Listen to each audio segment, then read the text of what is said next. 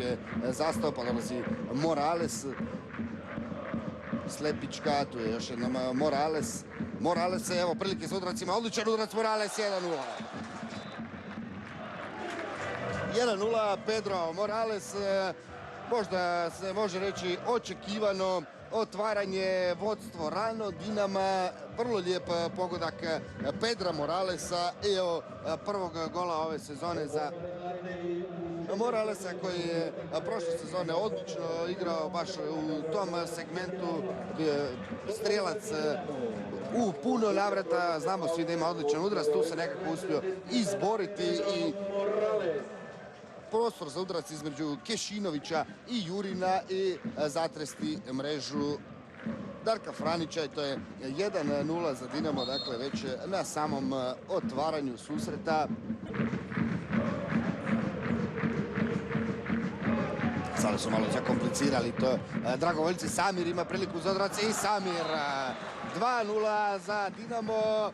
Samir, prvo Morales pa Samir i brzo se puni ta mreža hrvatskog dragovoljca. Evo svake 4 minute za sada, ovo je 8. minuta, Samir 2:0 za Dinamo.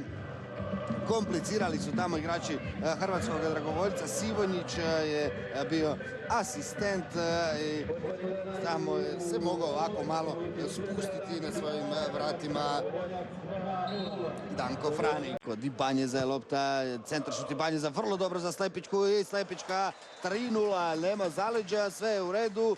Miroslav Slepička 3:0, Ibanjez, krasna lopta u kazneni prostor, izvanredan centaršut, loše reakcije obrane gostiju i to je već 3:0 za Dinamo. Da vidimo još jednom, sve je čisto i Slepička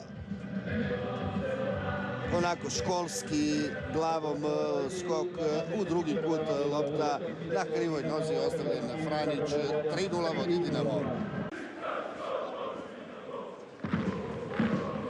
Jurin još jednom izvođač, još jednom to ide u neugodno i sada je to gol. 2:1, Kešinović Karlo, sladan Tomo Butina i zasluženo, rekao bih se, onim što su pokazali u zadnjih 10 minuta igrači dragovoljca, zasluženo smanjuju ovaj rezultat na 3:1.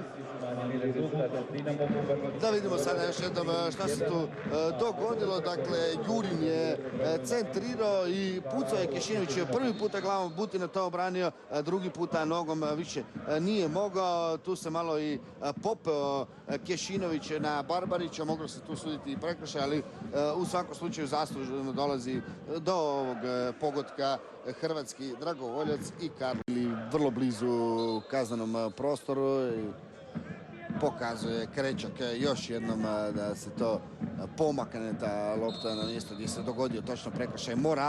Morales na drugu stranu, Mesarić i 4:1.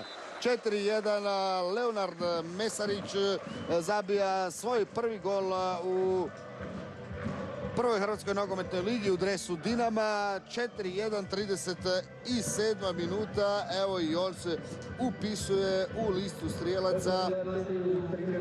26-godišnji Mesarić, evo da vidimo, to je išlo na drugu vratnicu. Janjetović je tamo bio u tom duelu s njim, nije ga uspio pratiti, kamoli zaustaviti i u prvi kut Franić nemoćan